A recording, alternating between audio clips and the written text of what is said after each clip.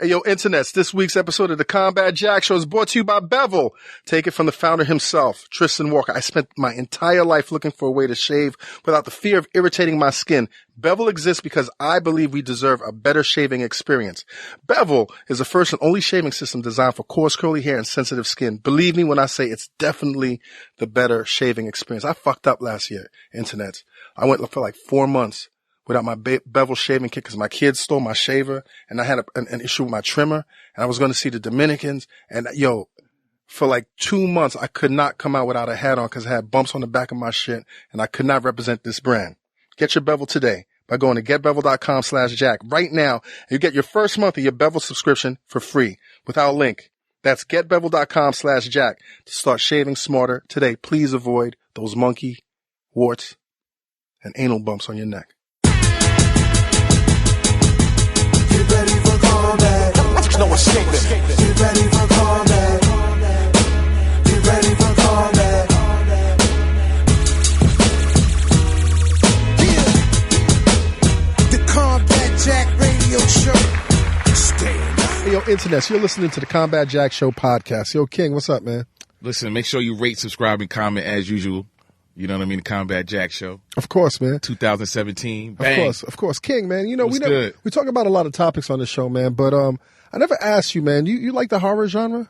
You know, I did as a kid, but I didn't, you know, since in my adult years, I haven't seen anything that's been like noteworthy. You know what's been some of your favorite horror movies, man? You know, the typical. No, tell me. I don't know no typical. There's no typical in horror. Nightmare on Elm Street, Okay. Friday the 13th. Okay. The classics. You Okay. know what I mean? What's that? Poltergeist? Poltergeist? That wasn't really, that was more like, it was bullshit, but you know. You must have seen it as a kid, man. Yeah. I don't remember it that much now, but those are the ones that, you know, obviously, yeah, like I said, Friday. And then you got like the sketch comedy horrors that the Wayans brother try to, you know. Nah, man. Listen, scary movie and all that. But you know, it's funny because I've always let the internets know, man, that my favorite genre it's horror. is horror. Yeah. And I take it really serious, man. Yes, you do.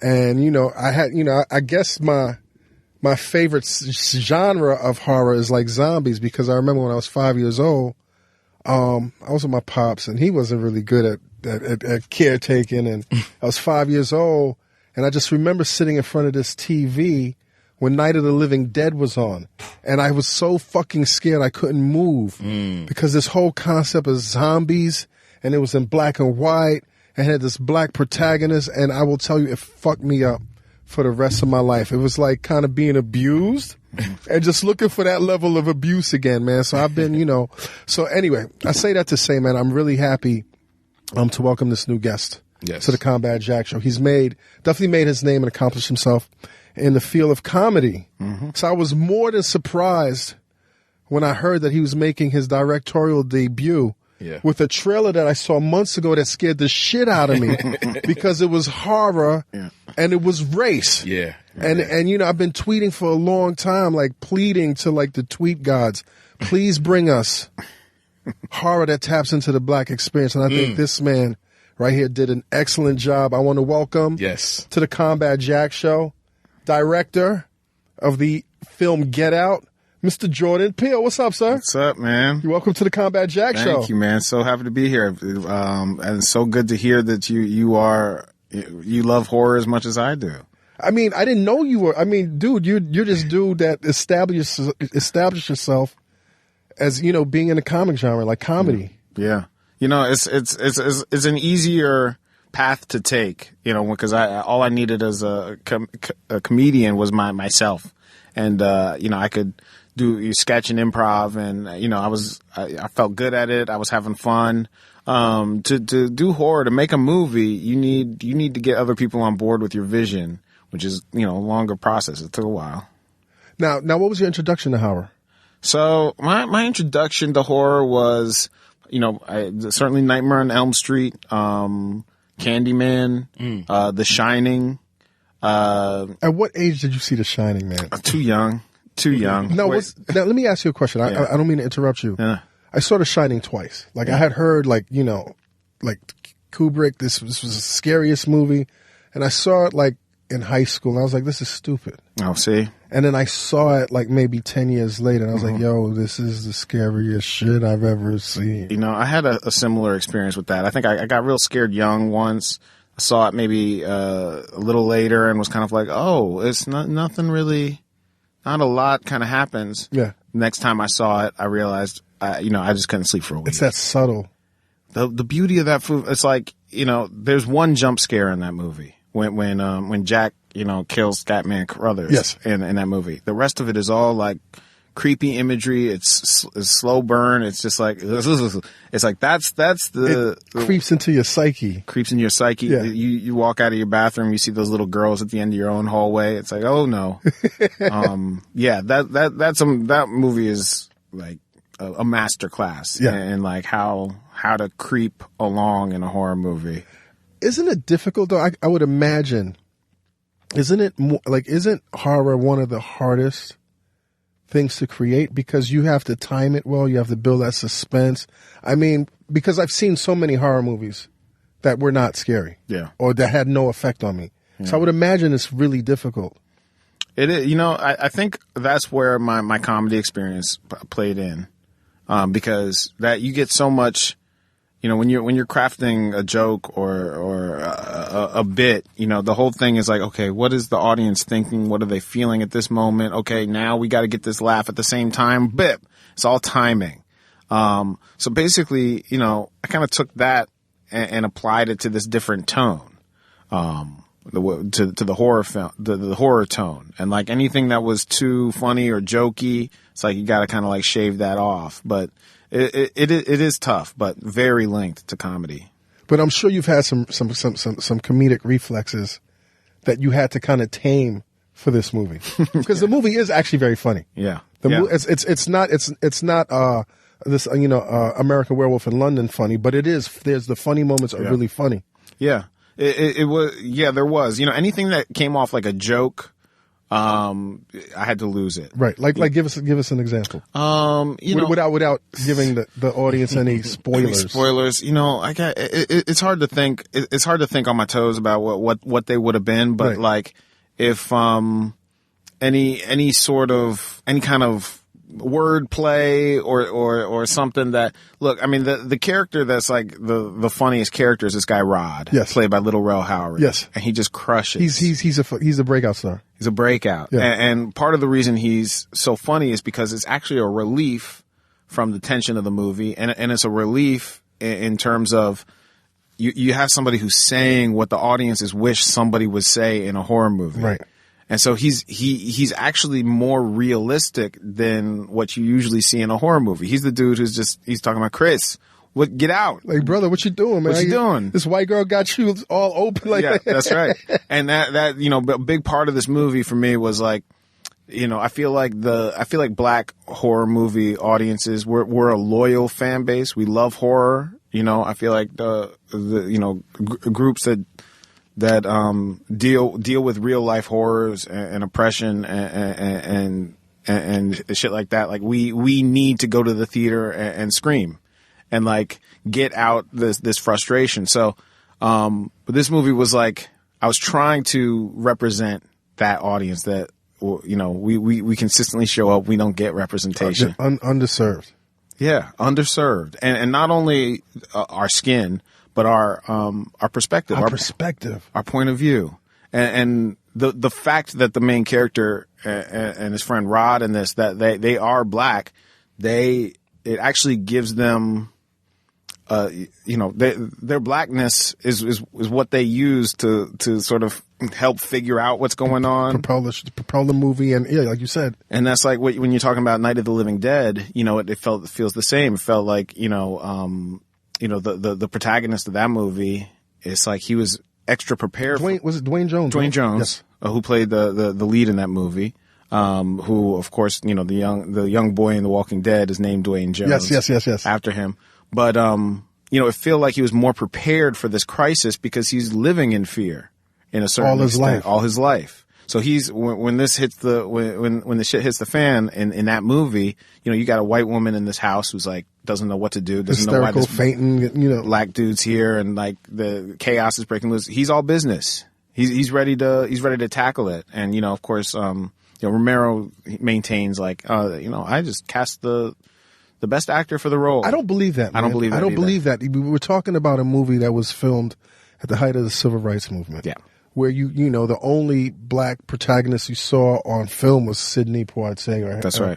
or Harry Belafonte. You definitely weren't seeing any blacks in horror. And here's this guy that's not only black, but he's the captain of this ship. Yeah. And the fact that he's black makes the film special. What it is, it makes it what it is. I don't want to give away the ending, but the ending has that movie has a very powerful. It's a lynching. It's a lynching. It's a lynching. Yeah. So yeah, I kind of think that's like the politically correct way for Romero to have phrased it at the time. Right. Is like, it's just, I'm not casting him because he's black. I'm casting him because he's the best actor for the role. And he is amazing. But that movie is a social horror film. Yes. Yeah.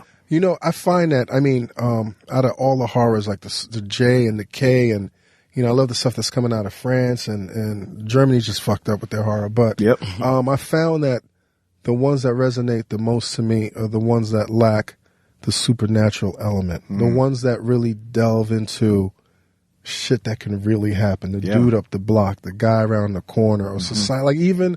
Although my favorite subgenre is the zombie genre.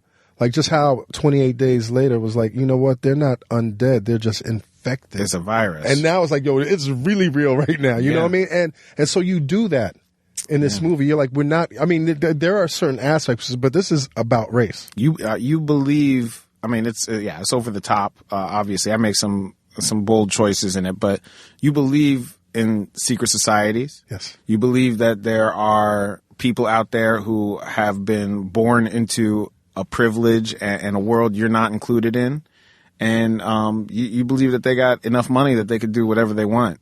They could get away with whatever they want. Like that is true. We're living in a horror movie right now. Yeah. I'm with you. Like this is a horror movie. We're living in a horror movie. The black experience, even the first scene of the movie, where I have a black man walking down. Homeboy from Atlanta. Yeah. Lakeith Stanfield is in he's there. amazing, man. He's amazing. And he, I wanted to put the entire audience, give them an idea of what it feels like, the fear of being a black man in a white suburban neighborhood.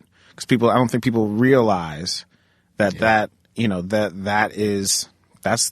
horrifying to think, okay, I'm in this situation. I'm going to be viewed as the monster here. Right. I'm going to get lynched or something. Right. I'm going to get, I could get shot. I don't know. I got to get through here as soon as possible.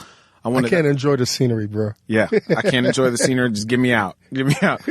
And I wanted the audience to start with that feeling so they know that it's a horror. There are times where being black in America is a horror movie. This is every day. Every day. There's at least a moment on a daily basis where it's like, at least this shit ain't comfortable, bro. Yeah. Somebody says something creepy, or even that whole the creepy thing of in the party scene in this movie, the whole this white dude's coming up to him and being like, I love Tiger Woods. So like in the script I wrote like, they're approaching him like hyenas or vampires or something. Just, like they're too eager to connect with him. Or connect with his blackness. Right. And that feeling of like disorienting feeling of like, okay, so now I'm black before I'm anything else to these people. Like they're trying to be nice, they're trying to be cool, they're trying to get olive branch, but I'm having a different form of the same conversation with every single person here. Right. That's another thing where I don't think people realize that's part of the black experience in this country. Now, I was reading, and I like you talking about the first scene, and you started writing this right around the time of the Trayvon Martin. That's right. Incident. Like, did that, what inspired, other than Rosemary's Baby and Stepford Wives, was that a huge inspiration? So, basically the way it worked was like, I actually started maybe 8 years ago or so, working on this script. Working on the idea for the script. So was Barack in office yet or not? So Barack was just coming into office when I first had the idea. The whole, presidency was spent making this movie about, people saying we're in a post-race America, right? And so this was like, no, right. Black people, we know that's not true. So let's show why it's not true. And that was the whole point of the movie. By the time I was writing this actual script, I guess probably 2.5 years ago, the Trayvon murder happened, and so all of a sudden we got a little bit more woke, and it just became that. That's when I added that first scene. I realized, okay, you know what? There's something horrible here, and that feeling of fear in the wrong neighborhood is something that people need to experience. Now, other than, I would imagine, your success in television, how do you get a movie like this greenlit in Hollywood? This is one of those rare movies where white people are not the best people in the movie, man. Like, the only good people in the movie, for the most part, are people of color. How do you get this greenlit? When you hear about, Hollywood being this gatekeeper as to what the audiences really want, and anything off the beaten path, particularly when it comes to culture or race, people don't want to see it, quote unquote. This was I legitimately thought this would never get made. Right. I wrote it to write my favorite movie that doesn't exist. Yeah. So once I had that, I went out. I was on a general meeting.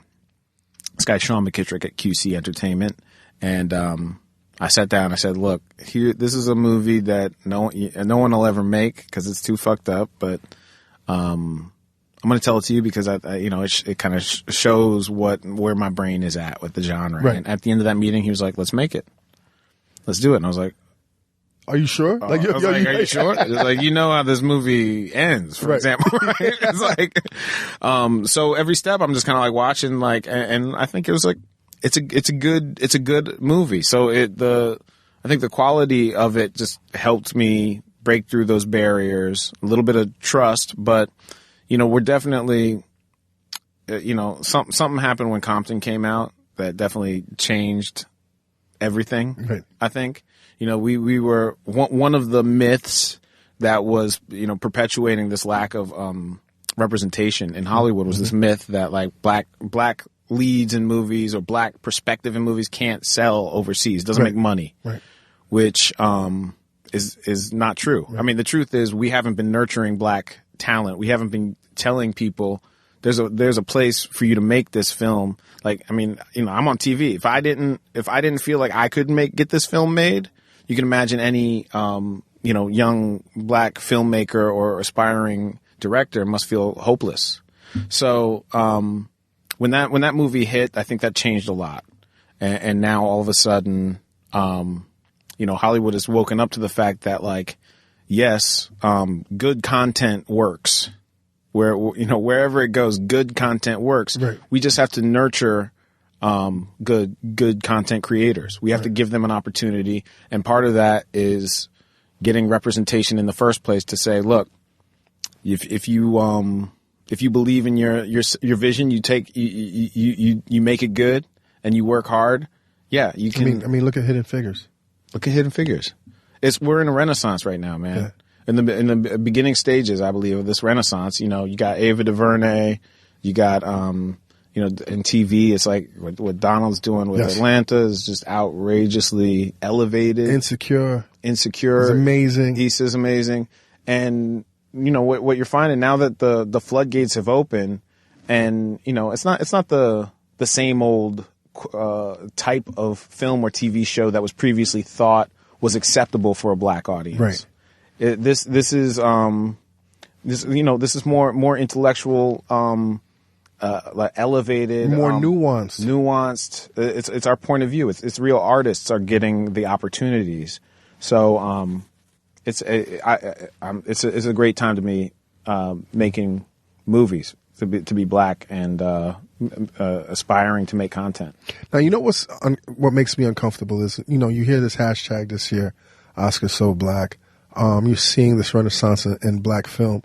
But growing up in the 70s, there was like a lot of black content. Mm-hmm. Not just black exploitation, but there was a lot of black content on television and on Hollywood, and that kind of went away. Then we kind of saw a resurgence of that in the 80s, and then that kind of went away. and in the 90s. So my main fear is like, once again, like this is not something new. It's not the first time Hollywood is realizing that the black box office is valuable.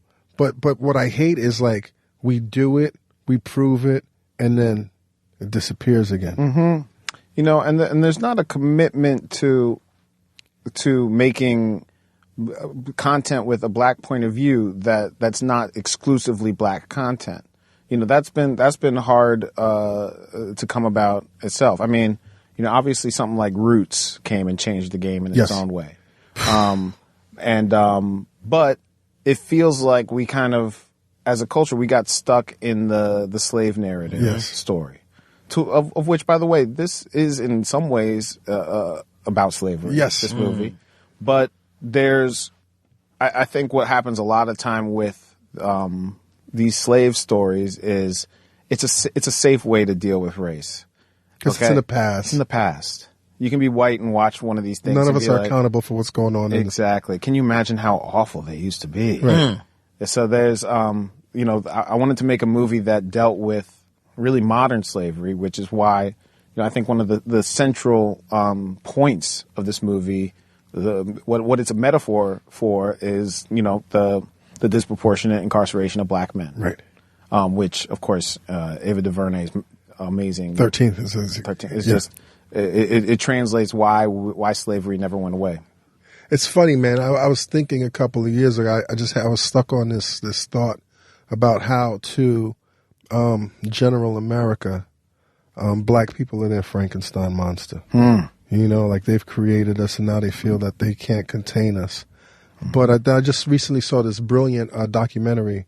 I'm Not Your Negro. I still haven't seen it. You got to see it, man. We just interviewed him a couple of weeks ago. You did, huh? And in it, Baldwin is like, yo, you guys are the monster. Like, you guys are the monster. And I say that to say, when I saw this, I went to a screening with my girl. And afterwards, I was like, yo, this might be some really controversial shit. She's like, wait, I don't understand what you're talking about. Then she went in the bathroom and overheard a conversation between these two black women and a white woman, and the white woman was so disturbed. Yeah. And she came out, she's like, yeah, like what do you think? Is there going to be a backlash with this, man? Because America's not used to seeing themselves in the mirror. Yeah, you know, I mean, I don't know what kind of backlash there's going to be. I think that, you know, the people who seem to not like this movie haven't seen it yet. Right. I think I've taken, you know, good care. So to give you the benefit of the doubt, if you're seeing this movie, you have an open mind. You're an intelligent thinker. You have the ability to emote and see the world through this character's eyes. But ultimately, if there's backlash, I'm ready for that. Hey, yo, internets, thanks again to Bevel for supporting this week's episode of the Combat Jack Show. You deserve a shave that's going to leave you smooth, bump-free, and ready to take on the world looking your best. Bevel, the first and only shaving system designed for coarse, curly hair and sensitive skin, can help you achieve the perfect shave. Bevel is dermatologist approved and proven to prevent and reduce razor bumps. There's no other shaving system that's going to give you the relief that a Bevel razor will. Your first kit comes with everything you need to get started: a Bevel razor, a brush, as well as priming oil, shave cream, and restoring balm, and as many blades as you'll need to keep yourself right until the next kit arrives. Everybody's hair and skin is different and requires different methods of care, but Bevel has a system that works for almost everyone. Go to getbevel.com/Jack to order your Bevel today and get that first month for free. That's getbevel.com/Jack to get your first month of your Bevel subscription for free. And now back to the show. Now, one thing I want to touch on is like you go into different layers of like real life fear. Yeah. Like the real life fear of meeting your girl's parents. Yeah. The real life fear of meeting your girl's parents if you're black and she's white. Yeah. Like your wife is white. Yeah. Was it horrifying meeting their parents, or that even the anticipation of meeting them? No, you know, not my wife's parents. Right. I think at that point I kind of worked out all my fears. You know, and I also know that they're pretty cool. But you know, I have had a situation in the past where I went to meet a white girl's parents, and I had that. Did you tell them I'm black? And it's like, no. What? Why? And I was like, you didn't tell him? Like, how do you not tell him? How does somebody not tell him? Yeah. Like, what was she thinking? I don't know. Or I think maybe she was lying to me, like to try and be like, oh, it's not even a thing in my family. It's not even a thing. And then, I went there and they didn't react at all in any sort of negative way. Right. And that, in a way, ended up feeling more creepy because I knew that wasn't the way the world works. Right. And so maybe I was being paranoid. Maybe she did tell them so they had their buffer. But all in all, that state of being someone, where you're questioning what you're sometimes there's, somebody saying some racist shit and like maybe you miss it and then you think back and you go, oh, that was some racist shit. Other times you're like ready for some racist shit. It doesn't come. It's a very, it all adds to what makes being, part of this marginalized group, unsettling in many situations. I mean, but that's what it is though. Like, I remember comparing the things that I saw even before like race became such a sexy issue. I'm talking about like 10 or 15 years ago when I would go through shit and I was like, yo, was that racist? Was that racist? And I started feeling like the kid in that movie, The Sixth Sense. Mm-hmm. But instead of seeing dead people, I see race where nobody else sees race. That's this extra sensitivity that we build. We see race when nobody else sees race. Yeah. And that's why, I wanted to use that sixth sense, so to speak, in this movie to say these characters, they're figuring it out. Slowly but surely they're aware and have this ability, this black spidey sense. Yes. That's going on. So I wanted to use that in the movie. Being biracial. Do you remember your first racist experience? I remember feeling I was stopped by a police officer once. How old were you? I must have been like 10, 11, young. And just, I had that feeling, he came up to me, he was like, somebody, can I see your pockets? He was looking for somebody who was like throwing darts in the subway because there was a little dart throwing incident. There was a little dart throwing incident. And, I just remember feeling so, just awful. Right. Like I felt guilty. Like I had done something wrong. Which is fucked up to go through it at the age of 10. Yeah. Yeah. That was, that was one that fucked me up. I had another incident where, someone, another kid in the playground called me the N-word, said, asked me why I talk white. Another thing is like totally disorienting, made me like, question my identity. What am I supposed to be talking like? And then, especially when you're young, the N-word cuts to the bone. Deep. Yeah. It still does, but at a certain point, you grow up, it's like, all right, well, you gotta, if that's where they're at, then that's where they're at. I can't let somebody who's trying to, disrupt my soul have that power. So people who are proudly and overtly racist, my defense mechanism is tune that shit out. Right. I can't even deal. That's why this movie is not about like the typical crowd who would be called typical white, people who would be called racist, like the red state type. It's about the liberal elite and like peeling back the layers, showing why, race is where, it is under the surface, even of, those people who think that they're not. Yeah. Not. You specifically targeted the liberal elite. Like you specifically, like I read that was your specific target. And the purpose is? The purpose is that is the, first of all, a better horror movie, right? You get the people who, okay, man, these people are, we're good. This is as good as it's going to get. They're good, genteel white folk. They're hip, they're cool. They may be a little clumsy with racial, but it's not like they're not racist in a real racist way. Right. But then to just, show how these interactions, these little, whatever you want to call them, microaggressions or whatever, how they are reminders that no, race is here.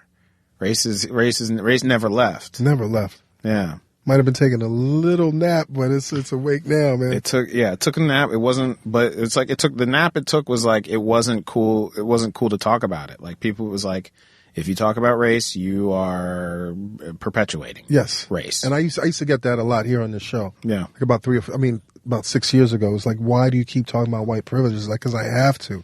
Like my generation doesn't believe in white privilege. I'm like, what the hell are you talking about? Yeah. And then, boom, everything blows up. I'm like, where are y'all now? Like, why don't y'all believe us? Yeah. Like, when we tell you this. It's such a frustrating thing. And it goes to this whole phenomenon of people really, that we're seeing now, especially in the Trump administration, of people pissing on your leg and telling you it's raining. Yeah. No pee-pee joke intended with Trump there.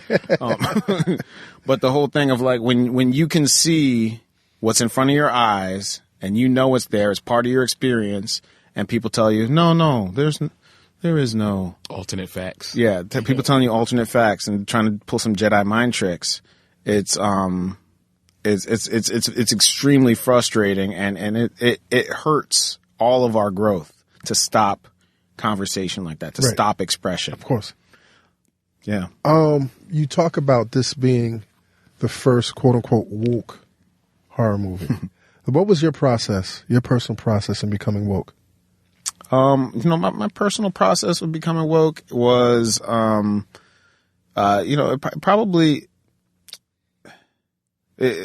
think part of the process was, figuring out what to say with Key and Peele. And, I think I really got woke when it all of a sudden racism and the notion of racism was we were in denial. So I think around this time we're talking about. What do you mean denial? Like, well, just the post-racial thing, right? So society as a whole, right? Society was all of a sudden saying, oh, "Okay, now race is done."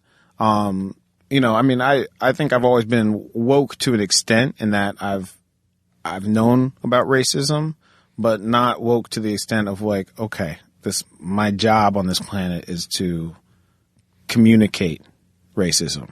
That racism exists. I need to, my responsibility creatively is to address this thing. So that's, this horror movie as well, it's really similar timing with, when we made Key and Peele and remember the first Luther Obama sketch. The whole point of that was like, Obama had to be very cordial. They couldn't do the angry black man thing, so even it felt like couldn't, he couldn't cut loose. He couldn't cut loose. He couldn't take a moment and be like, "Black people, where are you at?" He couldn't do it. And he was just he was the subject of like this massive disrespect from Trump. Yeah. From the Tea Party people coming up talking about you lie, at his press conference or whatever, and so we wanted that sketch to be an expression of like, fuck y'all. This is this is happening. This is race. I don't care what you say.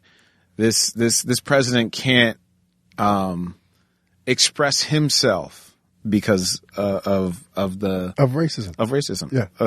And what it would be, he would be perceived as being if he did it. So this all kind of happened at the same time. I think Obama coming into his presidency, to me it was a great moment, but it was also a moment that set the conversation back a little bit. It shifted things. Yeah, it shifted things. It set the conversation back, but the good thing about it is the reaction, like that internal reaction, like to the true people across this nation that don't know that they're racist. They just know that something inside of them, Obama's presence, his excellence, his brilliance, it didn't feel good to them. Mm-hmm. And I think that's what we're seeing right now, which is ultimately, isn't that the pathology of racism? I mean, look, it's like we elected the dude who we all agree lied to us.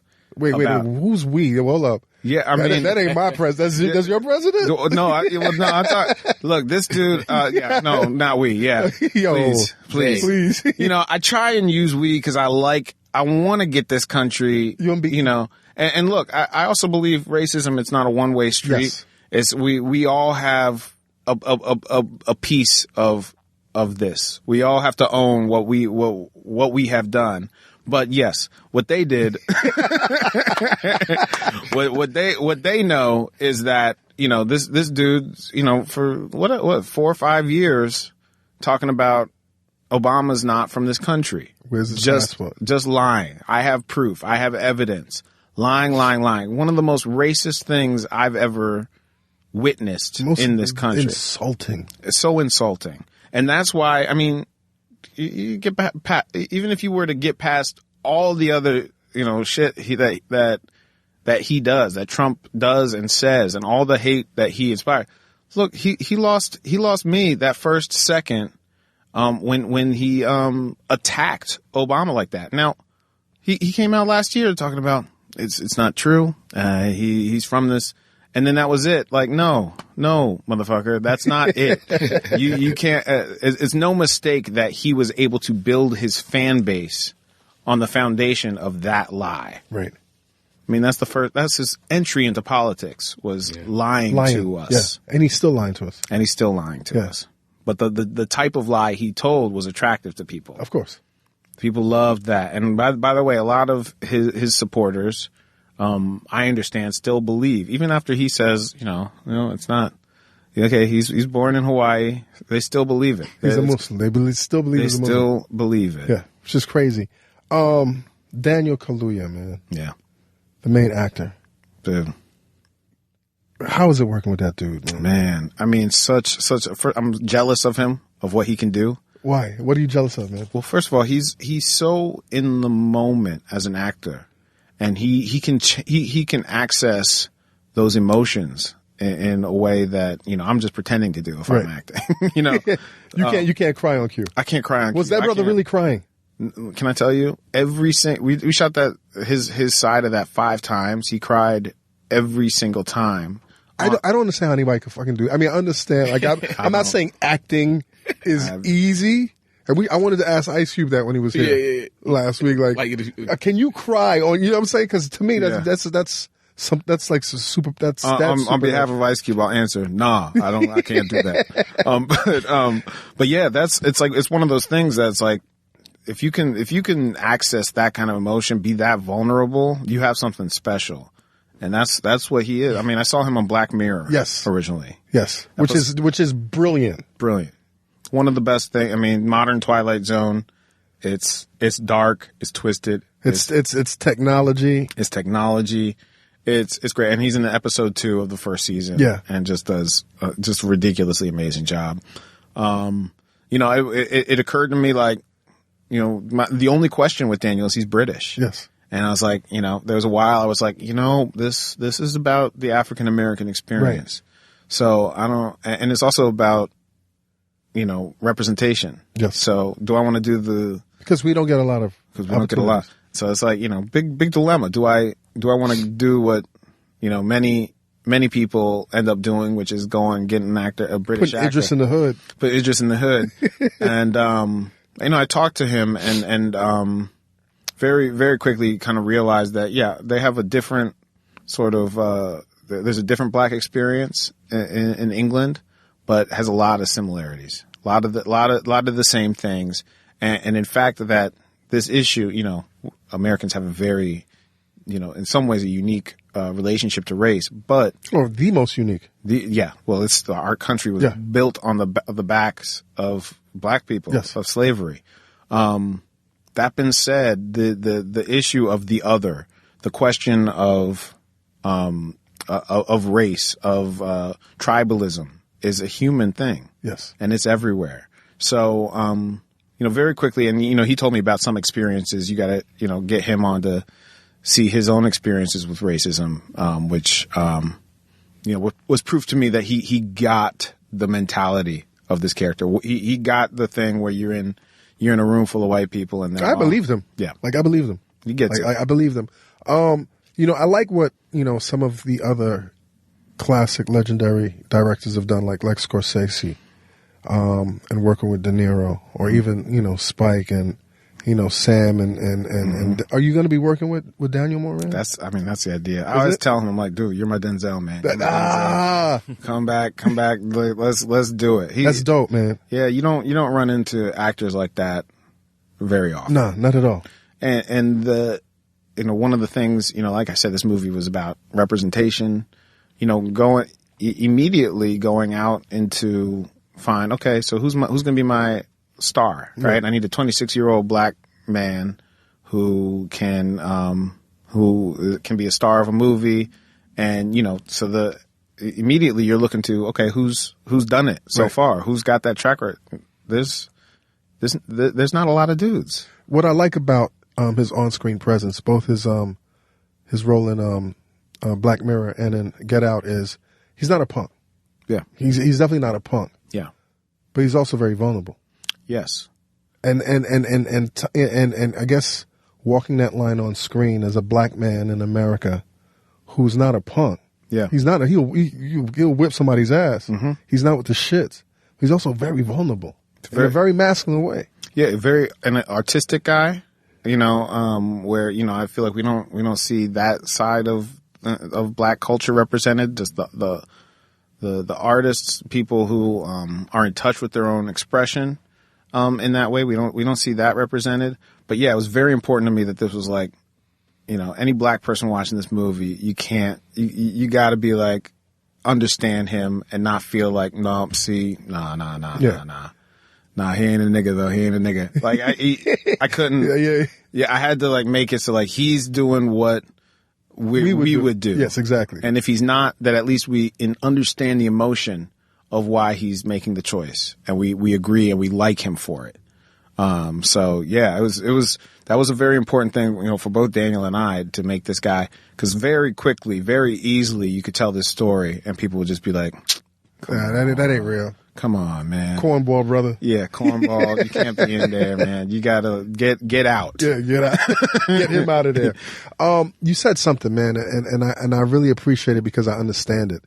Growing up and, watching, our civil rights leaders like Martin Luther King or Malcolm X, and, there's always this sense of austerity and guaranteed pain and suffering for following your life's mission in terms of speaking out about injustices of race. But you just said that, that's your mission in your work is to really address it. I found that, doing that on this show or on social media, like it's my mission, but it's not austere because it's work that I love. Can we talk about that? Like, yeah. I mean, it's like, I'm not trying to walk and get hit in the head by no white boy. Right. And be like, peace, I love everything. No, I can't. Yeah. That's not fun. Yeah, I mean this movie for me, it's part of it is coming from this place of like, you know what, I know what this is. I know what this is, and nobody else seems to have figured it out. Right. So I may be like the only guy right now up for this job. And, I'm sure there's others that, been working at it, trying to figure out. So I don't mean to, say I'm the only one that's has this idea, but I knew that I was kind of specially equipped, also because of the fortunate turns in my career where I've gotten to be around production. I've gotten to learn that beast. That's part of where the sense of responsibility came from me. It's like, I got this thing, and if I don't do it, no one will. Right. And this is a missing piece. So it's very, very rewarding on that level. I think, in the future, I got other social horror movies, social thrillers. I can't wait, man. Yeah. And you really do, man? I do. Can you give me a hint? Like, I can tell you that the next one is not going to be about race. Okay. It's going to be about something else. Okay. I definitely will always be in the pushing, representation yes. for untapped voices, untapped yes. characters and skin. But, I'm going to be working with a different, innate human demon, as I call it. Okay. Was it intentional that Get Out come out during Black History Month? That was intentional. It was intentional. I was like, hey, At one point I went to Jason Blum and I was like, I think it might have been scheduled initially for some time later. I was like, Jason, February, man. This is like, you got Valentine's Day and Black History Month. This is get out. And he was like, yep, got it. Ultimately, it was Universal's decision, but I like to think that I queued that one up. Switching gears, man, how scary is doing comedy? Oh, I mean, comedy can be one of the scariest things in the world. I mean, there's nothing more uncomfortable than trying to make everybody laugh and failing. Like that is a uniquely miserable experience, but it's also kind of liberating because when you do that a couple times or a lot of times, like is the case with me, you demystify the whole idea. Like, what's the worst thing that can happen? Okay, some people didn't laugh. So what? Life goes on. Right. And it's very, very actually kind of comforting for that idea of public speaking or public humiliation to be, more, it's just something that happens. It's not the end of the world. Right. Let me ask you, are you familiar with that recent incident with George Lopez? No. When there was a black woman in the audience and she was heckling him and he was like, yo, bitch, get out of here. And then there was some kind of like, if you didn't see it, it doesn't. I didn't see, I heard about it. Right. And because my view was like a comic should have enough tools in his bag to not have to insult a person like that. But I mean, I'm not in his shoes. It's a tricky thing because comedians, it's like when we are so vulnerable when we're on stage. We're so, and it's like you get heckled, you get popped back into your 13-year-old self real quick with a bully and everybody's laughing at you. And so it sounds like to me, it happens every now and then where a comedian will just wild out on somebody. I don't know. It's like, oh, damn. I thought you were supposed to be funny. You're hella angry right now, bro. Yeah, it sounds like he got triggered up. Clapback season. Initially when you guys launched Key and Peele on Comedy Central, was there a lot of that Dave Chappelle pressure? Like y'all have to do Dave Chappelle numbers. Yeah, no, I mean the pressure was really, from the comparison. For us, we were trying to make a very different show. And, just by us being black and being, on Comedy Central and having a show that... The new Dave Chappelle show. That dealt with race. It's like, oh, y'all trying to be the Chappelle, huh?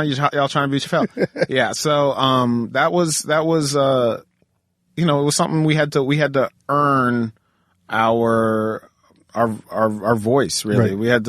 We had to prove that we had something else to bring to the table that was very different. And at the same time, we're huge fans of Chappelle, so it was almost in some ways honored to be in the conversation with him, but then otherwise like realizing like, oh, if you're putting us against the best, you don't want to put our feet in the shoes. You're putting us against the best.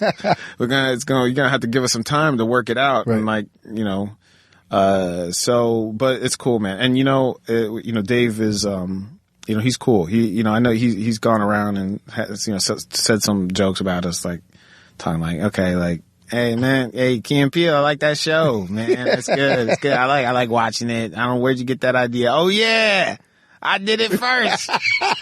It was a funny bit. Right. And we always, I'll get like tweets every now and then. People are like, oh, he did it. He got you. Chappelle hates Key and Peele. Right. We got a call to come do a sketch with him on his Saturday Night Live, which I was shooting this movie, so I couldn't, but it would have been bonkers. It would have been bonkers. I don't know. We would have figured it out what it was, but, I'm happy to say, cause he's an idol of mine, that, he doesn't hate us. Right. Even if he hated you, for you to be the subject of a Dave Chappelle joke is an honor in itself. Is an honor because you're immortal now. You know what I mean? Oh yeah, that's right. That's right. Yeah. Your handlers give me these hand signals. I know they want to end the interview. They're deaf, so they're just going to be making hand signals. Okay. What's your relationship like with Michael? Keegan-Michael Key. Yeah. Dude, I mean, it's a brother thing, It's, I mean, there's very few people I would consider like basically family. It's great. We got a yin yang thing going on. He's very, he's got energy and loud. I don't. Yeah, surprisingly, like you're so low key here, man. I'm a low key. Yeah. I mean, when I'm with him, it like he kind of brings a little bit of a spaz case out of me. But you know, yeah, we just have we crack each other up so hard. Which is so fun, man. That's it. That's what we're doing. All right, they give me dirty looks. Two more questions. Two more questions. All right. To the white audience that's not even aware of these issues, and they go see this movie, what is the main, like, what reaction do you want them to have? You know, I want them to, I mean, that's it. Like, the power of story to me is like that white people who don't think about these issues, maybe, you know, non-woke white people would come see this and go, oh my God, I've said that. I've done that. Or just feel what it feels like to be in this, in our shoes for an hour and a half. Yeah. And feel the uncomfortableness of it, and then also feel the release when the movie releases itself as well. It's about empathy. Yeah. Giving it is about empathy. Yeah, giving people an opportunity to see through our eyes for 90 minutes. Yeah, you ready for the shitstorm if it happens? Hey, bring it, man. I'm like, I was born in a shitstorm. I mean, Key and Peele was one big shitstorm. It's part of communication. The way I do it is by provoking response and so, you know, trolling the audience to a certain extent. So, if I'm not pissing people off on some level, I'm not doing my job. Last question, man. And I always ask this of, usually it's more hip hop, but I want to ask you, man, your top 5 horror movies of all time. Mm-hmm. Top 5, and no particular order. The Shining, Halloween, Rosemary's Baby, Candyman, and I'm gonna go with a Nightmare on Elm Street. Yeah. What do you think of the 28 Days? I love it. Yeah. Love it. That's one of the great ones too. Yeah. And there's so few actual classics. Few. That one's really amazing. And the way it does a new spin on zombies, and I think that's the first one where they were fast. You know, this is when they were running knees to chest, bro. Forget it. Like, hold up, these motherfuckers can run? Forget it. And they're hungry? That's a game changer. Game changer. Well, listen, man, we're out of time. But I really appreciate you coming through. I really appreciate your work. And I really, like I said, man, you really answered my horror prayers, because this is something that I've been wanting to see for a long time, and I didn't even think it was possible. Yeah, me neither. So you know, I definitely urge, you know, our listeners, man, like I don't ever sell y'all the bullshit. I don't ever sell y'all the bullshit. Y'all need to go see Get Out. The thing is, on social media, I've been pushing it for a while. Yeah. And there's been like I don't know if I want to see it. Mm-hmm. Like, is this for real? This dude does comedy. Mm-hmm. You know what I'm saying? Yeah. So there's all of that. Like I hate when motherfuckers build up so much resistance to shit that I'm telling them. Shit is dope. What do you say to people that question your pedigree in horror because of your background in? I mean, the big thing with this movie is like you can't picture how it could work. Right. There's so many ways it could go wrong. You can't picture the way it goes right. I think we got it right. No, you got it right, man. Thanks again, man. Thank you. Internets, you know what it is, man. Dream those dreams and then man up, woman up, and live those dreams. Because a life without dreams is black and white, and the universe flows in Technicolor and surround sound. Blah. This episode of the Combat Jack Show was produced by Jonathan Mena, executive produced by A. King and Chris Morrow, engineered by Samir Karan, and recorded in the Engine Room Audio Studio in downtown Manhattan. This is an official Loudspeakers Networks production.